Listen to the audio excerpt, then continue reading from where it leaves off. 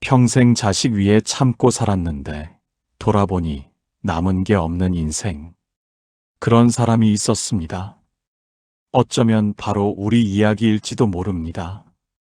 조용했던 어느 날, 그는 깊은 한숨과 함께 속으로 물었습니다.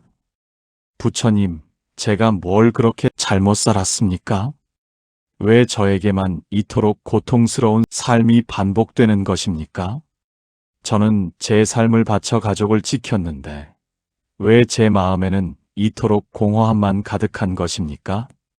내가 잘못 살아서가 아니다. 윗세대에서 참고 버티고 말하지 않은 삶이, 그 감정의 짐이 그대로 너에게 온 것이다. 그럼 이 고생이 제 자식에게도 갑니까?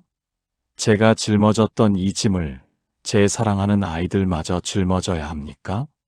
제 고생이 대물림되어 자식의 삶까지 고통스럽게 만든다면 저는 도대체 무엇을 위해 살아온 것입니까? 아니다. 내가 여기서 멈추면 자식은 너와 다른 삶을 산다. 내가 끊어내면 그 고통의 사슬은 내 대에서 끝이 난다. 여러분, 이 이야기는 심리학이 말하는 세대 간 전이되는 트라우마이자 불교에서 말하는 업에 대한 가장 현실적인 해답입니다. 우리는 흔히 조상의 업을 버리라고 생각합니다. 하지만 부처님 말씀은 다릅니다. 조상의 업은 벌이 아닙니다. 그것은 누군가는 대신 끊어야 하는, 누군가는 멈추어야 하는 삶의 몫입니다. 왜 고통이 이어지는 것일까요? 윗세대가 우리에게 물려준 것은 무엇일까요? 우리의 윗세대는 생존이 목표였습니다. 생존이 목표였기에 자신의 감정은 사치였습니다. 힘들 때 힘들다고 말하면 나약한 사람이 되었습니다. 슬플 때 울면 게으른 사람이 되었습니다. 그들은 감정을 처리하는 법 대신 억압하고 참는 법을 배웠습니다. 이러한 참는 방식이 고스란히 우리에게 대물림되었습니다. 우리는 부모님의 모습을 보고 배웠습니다. 어머니가 아무리 힘든 일이 있어도 늘 나는 괜찮아, 너희만 잘 되면 되라고 말하는 모습을 보며 우리는 나의 힘듦은 중요하지 않다는 무의식적인 메시지를 흡수했습니다. 아버지가 화가 나도 말없이 담배만 태우며 침묵하는 모습을 보며 우리는 갈등은 침묵으로 회피해야 한다는 방식을 배웠습니다. 이것이 바로 고통의 대물림의 본질입니다.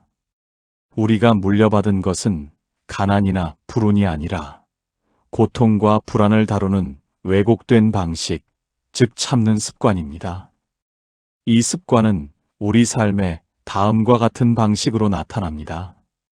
괜찮아 병. 속으로는 분노하고 있지만 겉으로는 괜찮다고 말하며 관계를 유지하려 합니다. 결국 이 분노는 내부로 쌓여 몸의 질병이나 만성적인 우울감으로 나타납니다. 만성적인 불안, 윗세대가 겪었던 불안정이나 생존에 대한 불안이 지금은 충분히 안정된 상황임에도 불구하고 만성적인 불안감으로 남아 우리의 삶을 지배합니다. 자기 비난, 조금만 실수해도 스스로를 심하게 질책합니다. 이는 스스로의 감정을 인정하지 못하는 습관에서 비롯됩니다. 이러한 패턴은 결국 우리의 자녀들에게도 똑같이 전해집니다.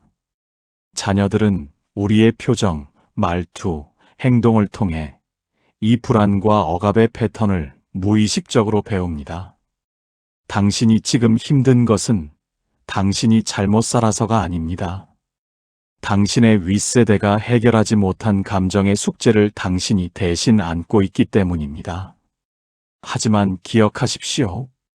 부처님 말씀처럼 당신이 여기서 멈추면 이 고통의 사슬은 끊어집니다. 우리는 이제 윗세대처럼 무작정 참고 버틸 필요가 없습니다. 이제는 우리 자신을 정직하게 대면하고 이 고통을 끊어낼 용기를 가질 때입니다. 그렇다면 이 고통의 사슬을 어떻게 끊을 수 있을까요? 2부에서 부처님의 3가지 가르침을 통해 구체적인 방법을 알아보겠습니다. 2부 고통 끊기의 3가지 부처님 가르침. 1부에서 우리는 고통의 대물림이 참는 습관의 대물림이라는 것을 깨달았습니다. 이제 이 사슬을 끊고 우리 세대에서 고통을 멈추는 구체적인 실천법, 부처님의 3가지 가르침을 살펴보겠습니다. 1. 괴로움을 부정하지 말고 인정하라. 사성제 중 고성제. 부처님 가르침의 핵심인 사성제 중 가장 첫 번째는 고성제, 괴로움이 있다는 진리입니다. 괴로움이 있음을 알아차리고 인정하는 것. 그것이 치유의 시작이다. 윗세대는 괴로움을 인정하지 않았습니다. 힘들어도 나는 괜찮아라고 말하며 괴로움을 깊은 무의식 속으로 밀어넣었습니다. 이 부정은 결국 괴로움을 해결하지 못하고 불안과 분노의 형태로 묵직하게 남았습니다. 우리가 고통의 사슬을 끊기 위해 가장 먼저 해야 할 일은 나는 힘들다, 나는 슬프다라고 솔직하게 자신에게 말하는 것입니다. 평생 자식 뒷바라지 하느라 내 꿈을 포기한 것이 힘들었다. 남편에게 서운한 마음을 말하지 못해 외로웠다. 노후가 불안해서 매일 밤 잠을 설쳤다. 이처럼 구체적인 감정을 인정하십시오. 이 인정은 나약함이 아니라 엄청난 용기입니다. 당신이 당신의 괴로움을 인정하는 순간, 당신의 자녀는 나도 힘들 때 힘들다고 말해도 되는구나라는 새로운 메시지를 배웁니다. 실천법. 감정 일기 쓰기. 매일 밤 5분. 그날 느낀 감정을 솔직하게 적어보십시오. 억울했다, 서운했다, 두려웠다와 같은 구체적인 감정을 기록하십시오. 이 과정을 통해 억압되었던 감정들이 서서히 수면 위로 올라와 치유되기 시작합니다. 감정을 인정하는 당신의 모습이 자녀에게는 감정을 억압하지 않는 정직함을 대물림하는 것입니다. 2. 자비를 남이 아닌 나에게 베풀라. 우리는 평생 남에게 자비로웠습니다. 자식을 위해서는 모든 것을 희생했고 남에게는 늘 친절했습니다. 하지만 정작 우리 자신에게는 가장 엄격하고 혹독한 주인이었습니다. 자신을 사랑할 줄 모르는 이는 남을 온전히 사랑할 수 없다. 깨진 그릇으로는 다른 이에게 물을 줄 수 없으니 먼저 내 그릇을 채워라. 우리의 윗세대는 자신을 돌볼 여유가 없었습니다. 쉴 새 없이 일했고 조금이라도 자신을 위해 시간을 쓰면 죄책감을 느꼈습니다. 이 패턴이 대물림되어 우리는 여전히 쉬는 것을 불안해하고 나만의 시간을 갖는 것을 이기적이라고 느낍니다. 하지만 부처님은 나에게 자비를 베푸는 것이 가장 중요한 수행이라고 하셨습니다. 나를 존중하고 사랑하는 모습이야말로 자녀에게 물려줄 수 있는 가장 위대한 가르침입니다. 나는 이제부터 쉴 자격이 있다. 나는 이제부터 내가 좋아하는 것을 할 자격이 있다. 실천법. 나를 위한 5분 독립선언. 매일 5분이라도 온전히 나만을 위한 시간을 가지십시오. 자녀에게 당당하게 말하십시오. 엄마 아빠는 지금 5분 동안 커피 마시면서 책 볼 거야. 이건 엄마 아빠의 충전 시간이야. 이 행위는 자녀에게 자기 존중과 건강한 경계 설정을 가르치는 것입니다. 당신이 스스로를 소중히 여기는 모습을 보며 자녀들은 자신을 함부로 대하지 않고 자신만의 경계를 지키는 법을 배웁니다.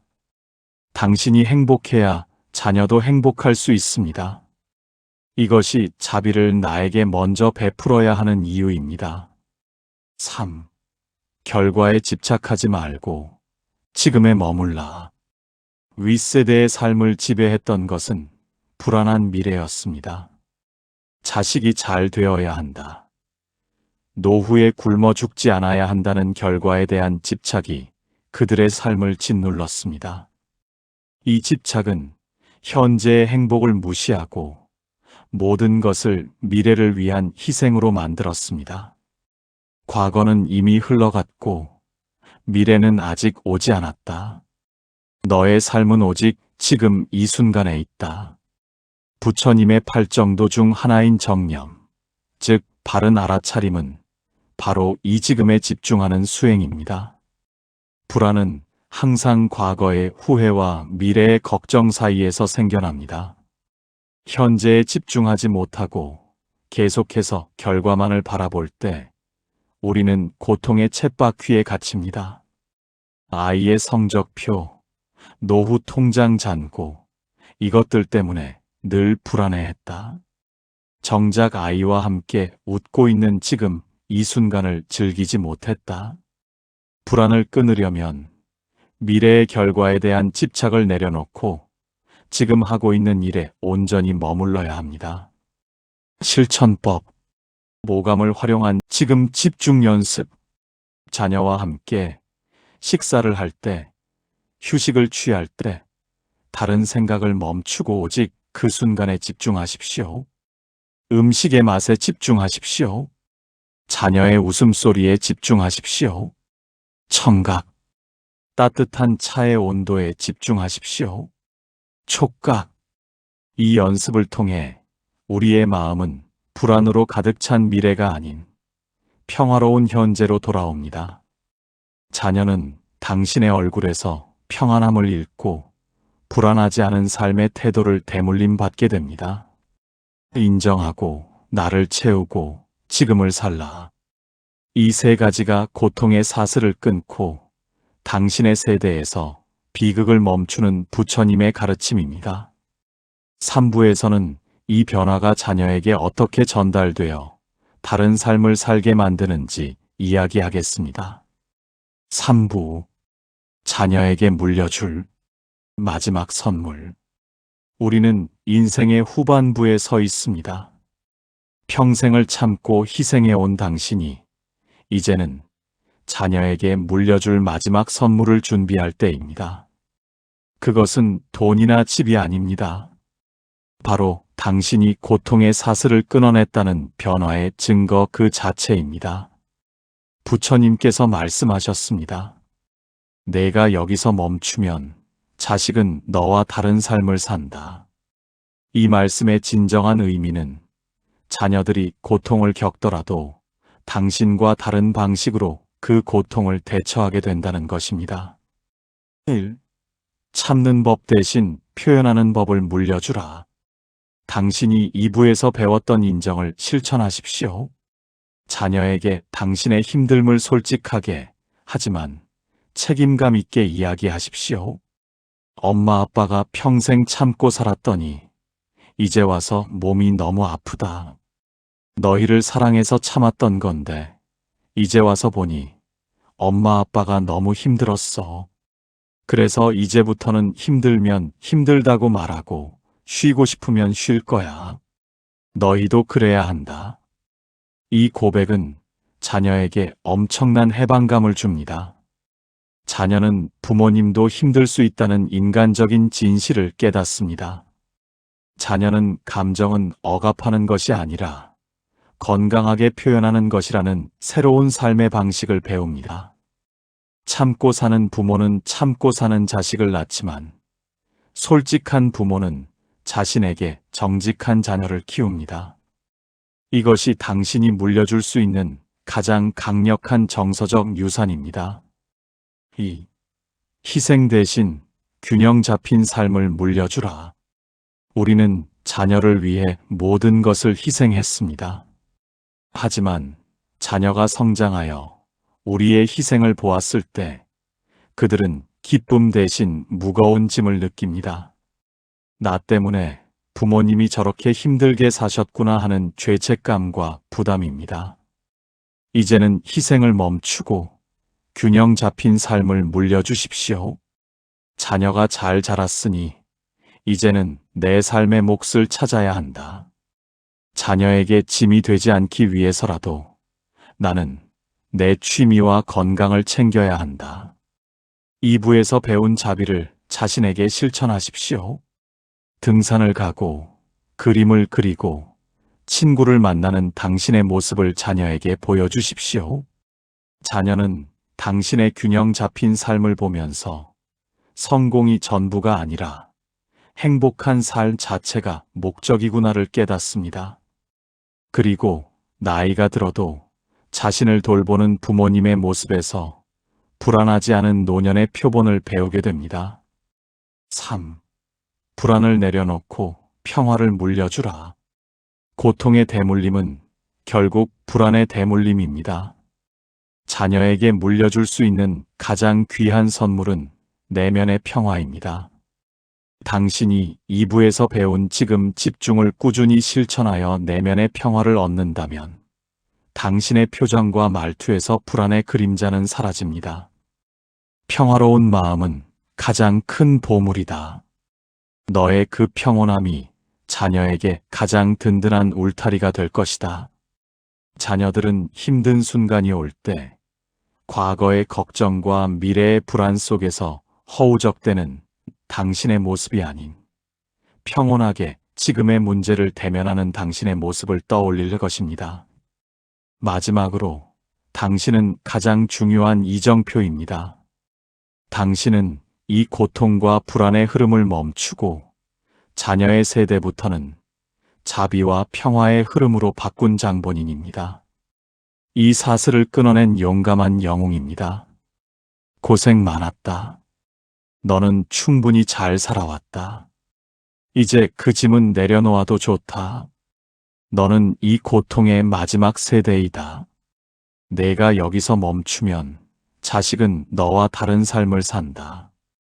이제 짐을 내려놓고 당신의 새로운 삶을 시작하십시오. 당신이 행복해야 이 대물림은 비로소 끝이 납니다. 당신이 이 고통의 마지막 세대입니다. 기억하십시오. 당신은 이미 충분히 잘 해냈습니다.